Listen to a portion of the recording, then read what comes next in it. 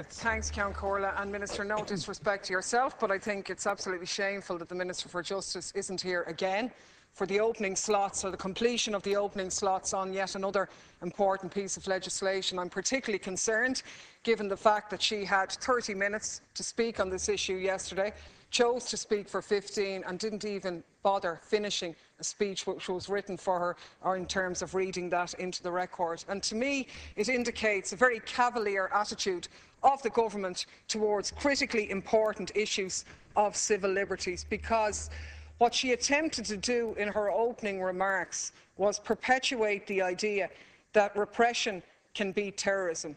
And I have to ask myself, have you really learned nothing?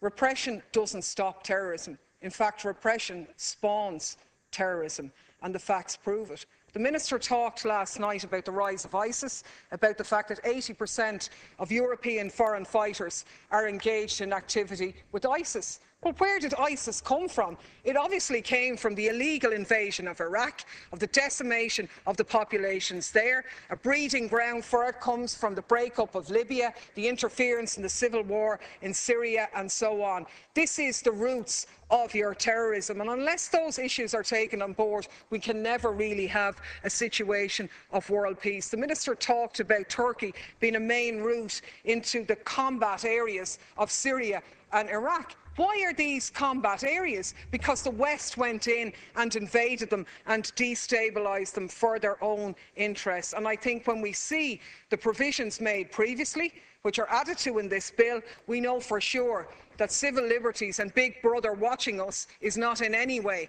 making the world a safer place. In actual fact, it's probably a more dangerous place. And to listen to the Minister talk about those who are seeking to destroy our democratic society, I mean, what democratic society is that? Is that the one where people vote for a government who say they'll do one thing and then come into office and do the other?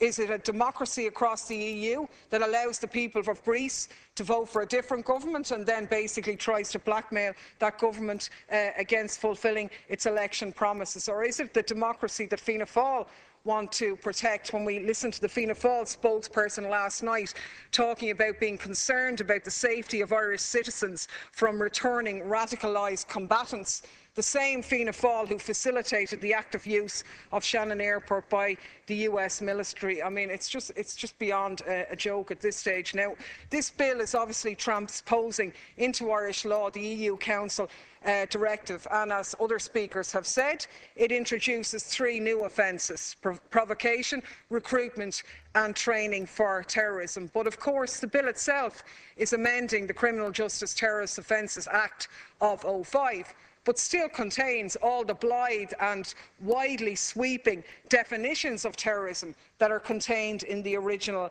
Act, which says stuff like the acts which might unduly compel a government or organisation to perform or abstain from doing something, but of course no definition whatsoever of what makes that compulsion undue. We might have acts that might seriously destabilise the political or economic structures of the state, but no attempts to come to grips with how we define such destabilisation. So it really begs the question then, is protest or civil disobedience something that might fall under a definition of destabilising the state? Obviously the government will say, oh no, don't worry about that. But of course we should be worried about that, because, you know, there is some serious hypocrisy here about introducing further measures to combat terrorism when on a daily basis we facilitate terrorism at Shannon. The government has been happily complicit in US wars of imperial aggression throughout the past decade and beyond. Illegal wars which were carried out. And let's look at the Act of 2005 and look at some of the definitions. That Act talks about seriously intimidating populations. It talks about unduly compelling governments to perform acts. Wars which have seriously destabilised and destroyed the fundamental political, constitutional, economic and social structures of a variety of states. Does that not meet the criteria of the actions of the US military in whole parts of the globe, or indeed the actions of NATO? It fits perfectly with the definition of terrorist activity in the original Act. But of course, we're not really talking about that here now, because we have one law for one type of terrorist and another rule for all the other types of terrorists, which is just simply not good enough. The state, particularly large imperial states, have a taken for granted monopoly to engage in violent military activity, regardless of its extra legality. In fact, they're even kind of encouraged to do it. So I think that's absolutely crazy. And of course, that repression is maintained in the new Act. I think one of the most troubling aspects of the bill is the new offence of public provocation to commit a terrorist offence. I mean, you've got to say, the potential for abuse of this is absolutely rampant. I mean, particularly given that it encourages not just directly encouraging the commission of a terrorist act, but indirectly encouraging it. So someone might say, oh, I'm sorry about that now. I committed that act because I read something somewhere where I thought somebody meant I should do it. I mean, seriously, is this what we're talking about? You know, could we, for example, see that saying publicly that Palestinians, Iraqis, Afghans have the right to resist occupation and aggression through armed struggle, could that be construed as public provocation? Somebody who targets by direct action against corporations, government policies and intergovernment organisations like the EU. Could that fall under the remit of this new bill and this new definition of terrorism? I mean, let's face it, I mean, this is so broad and such an invasion or an invasion of our public and civil liberties. I mean, it even envisages a charge of public provocation could be brought even when no terrorist offence was committed. I mean, what does this mean for free speech? I mean, are we really going to put into law something that says somebody could be prosecuted for an offence that doesn't even take place? This is how ludicrous and broad this legislation is. Now, I've no doubt that the government will tell us, don't be worrying about it. This doesn't cover civil disobedience or stuff like this. That couldn't be deemed to be. Somebody who sits down in front of a minister's car in a housing estate in Tallaght, that couldn't possibly come under provocation. Well, one of your backbenchers thought that the activities of anti-water charges protesters were akin to that of ISIS. So if this bill is about ISIS, what's to say it can't be used against Irish citizens? And we have to look at the use of anti-provocation laws internationally, where cases like Enullah Fatul Ayev from Azerbaijan, who was convicted for incitement to terrorism in 2007. He got an 8.5-year sentence for writing an article about his country's support of US policies in Iran. I mean, is this the direction that we're going on? And even if it isn't, it does create a chilling effect where people will self-centre.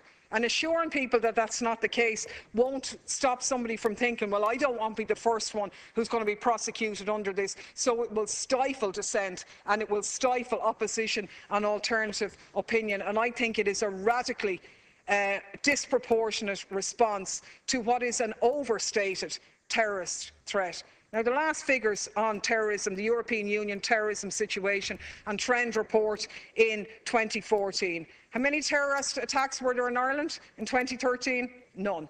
How many religiously inspired terrorist attacks in the EU in 2013? None. In fact, the vast majority of them took place by separatist groups in, for example, France and Spain, which us passing this legislation here would have absolutely no impact on whatsoever. So it's a ludicrous response to a situation which has been caused by Western interference in the first place. And I think we have to be really clear and strong on these matters. I mean, international human rights law requires that any interference with a human right has to be necessary and proportionate. And interference with freedom of expression will be deemed to be necessary only if it fulfills a pressing social need. Where is the pressing social need in this situation? Under the European Convention on Human Rights, states have a certain margin to decide in whether or not to curb freedom of expression through legislating to prohibit speech which seeks to incite or provoke terrorist acts is necessary according to circumstances and laws of each country. I don't think there's any pressing need there. The so-called threat of Islamic terrorism has been exploited across the EU and internationally to curtail freedom, to abuse human rights, to expand the scope of state security, to increase surveillance on citizens, to militarise everyday life, to restrict freedom of movement from the enemy within. And has it made the world a safer place? It certainly hasn't, because the world is more unstable now than it ever was because of interference and destabilisation, not because of insufficient repressive legislation.